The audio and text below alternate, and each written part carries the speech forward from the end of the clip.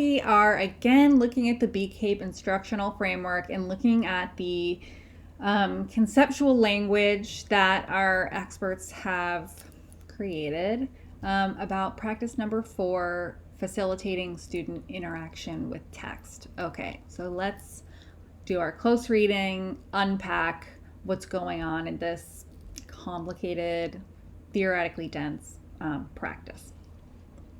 Okay, so what is it? In this practice, the teacher provides opportunities for students to interpret and produce discipline-specific texts and strategic supports to better help emergent and experienced bilinguals to interpret and produce discipline-specific texts. Okay, so let's stop there and pull out the key ideas of this practice. This idea of interpreting and producing. So what are students doing with the text? They are interpreting and producing texts. And they're not just any old texts, they are discipline-specific texts.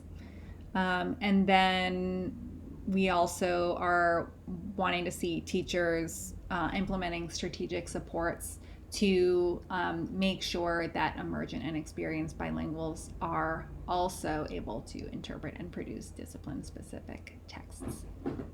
Okay. Texts can be written, video, images, charts, graphics. So we're looking at a wide range of texts, a very open definition of what text can be for this practice.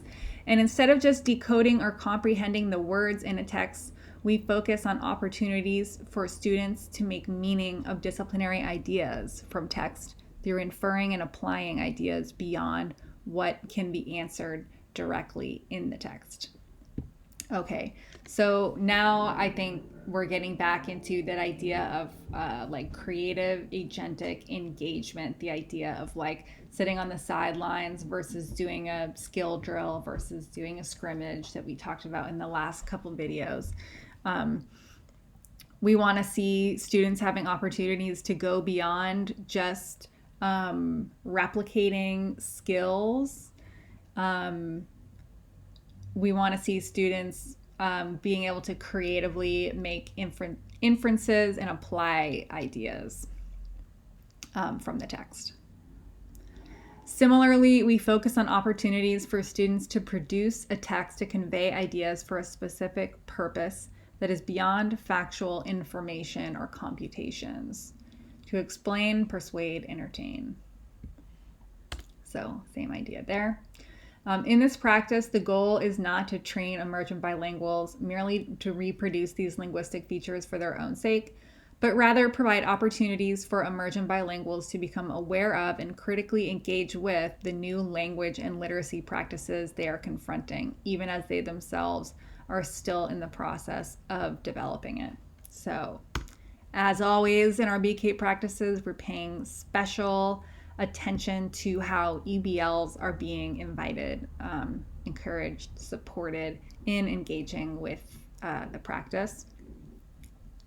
Similar to collaborative inquiry through disciplinary practices, by interacting with texts, teachers allow students to make meaning of disciplinary ideas in ways that are contextualized to the discipline, since it is through authentic texts where students will experience how language is organized for particular functions and audiences. Okay. So here again, I think we're really hitting again on this idea of authentic texts, where we're focused on exposing students to these authentic disciplinary texts because they are a key component of how to engage with that discipline. So we want to think about training these students to be engaged with this discipline in creative ways. They need to know the genres, the communicative forms that they will need to engage with disciplinary communities outside of school. In this practice, we specifically encourage productive language in the form of literary, explanatory, or argumentative texts that can be shared through multiple modes, for example, oral, written, drawing, gestures, modalities, video, text, or image, or with models and representations. Okay, so now we're asking you to look for these particular kinds of texts that are really important to BCAIP. And then also how the texts are being shared with lots of different examples of possibilities for different ways of sharing texts. To better support emergent and experienced bilinguals, teachers can provide a combination of norms, structures, modeling, feedback, or resources that target and support the discipline-specific language. For example, vocabulary, symbols, syntax, or discourse needed to interpret meaning from the text or to produce texts that effectively convey ideas for a specific purpose. Okay, so now we're starting to tie all these ideas back together.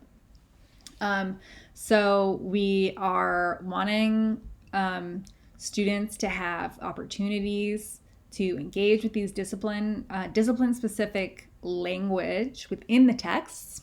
So we could think of a text as like a genre or a type of architecture or design of communication, right? And then the actual like words and kinds of discourse that are involved within that communicative genre need to also be discipline specific. And we're looking for the teacher to engage in a really particular and strategic set of supports to help EBLs engage in those activities. In this practice, vocabulary development that opens up spaces for students to develop and use key, this should be disciplinary vocabulary in the context of that interaction, as opposed to separate, decontextualized vocabulary activities that may actually detract from the content learning at hand. Okay. So, we do want vocabulary development, like we were just talking about back here, but we don't want it to be really discrete and decontextualized, because as it says in here, that can actually sort of like make the whole lesson make a lot less sense. So we want to be having students apply and interpret this disciplinary language and disciplinary genres in the context of a scrimmage, that agentic creative type of applying. And then a combination of norms, structures, modeling, feedback, or resources can support students in developing and using these discipline-specific language demands. In conjunction, through translanguaging, the teacher can leverage and possibly expand diversity in students' communicative repertoire so that they can interpret or produce texts. Okay, so here's where we're adding in the translanguaging level, so that we're not just engaging EBLs in the practice, making sure that they aren't left behind, but we're also enhancing their multiple literacies. Okay, so to take this into some imagery over here, I pulled out what to me are like the key components of this practice. If I had to boil it down to 3 things, it's really emphasizing authentic disciplinary text. So authenticity of disciplinary text. So we're not looking at any old text. It has to be authentic and disciplinary. And then we have emphasis in this practice on students interpreting and producing disciplinary texts. And then, as always, our supports for EBLs. Oops, where did our things go? There we go. Okay, so I wanted to just pick apart this idea of authentic disciplinary text, and I think these images kind of help us get into a lot of these components, these 3 components that I was pulling out. So this is an example of what is supposedly a ninth grade lab worksheet for chemistry. And it's a text, right? Students to fill out this worksheet, they need to read what is physical, what is chemical. They do need to do like some form of interpreting and some form of producing, sort of. But this is not a disciplinary specific genre, right? Even though it has disciplinary knowledge involved.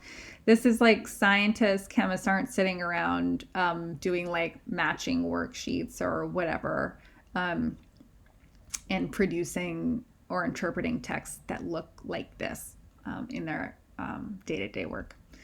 As opposed to this set of student activity sheets that are also made for ninth graders in biology, doing a lab on the evolution of MRSA and bacteria and antibiotic resistance. And part of the lesson is students being asked to interpret, analyze these graphs that are helping them make sense of the phenomena, which they explore over a series of 3 weeks, I think. And we have it in English and in Spanish too.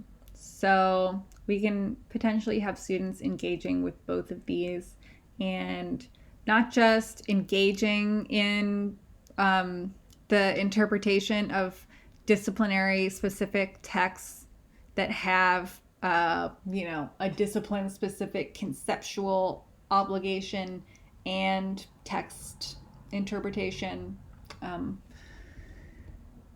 goal, but we're also expanding our literacies by being able to engage with these in multiple languages, talk with our partners in multiple languages, and potentially be developing literacy skills particular to this type of text in multiple languages.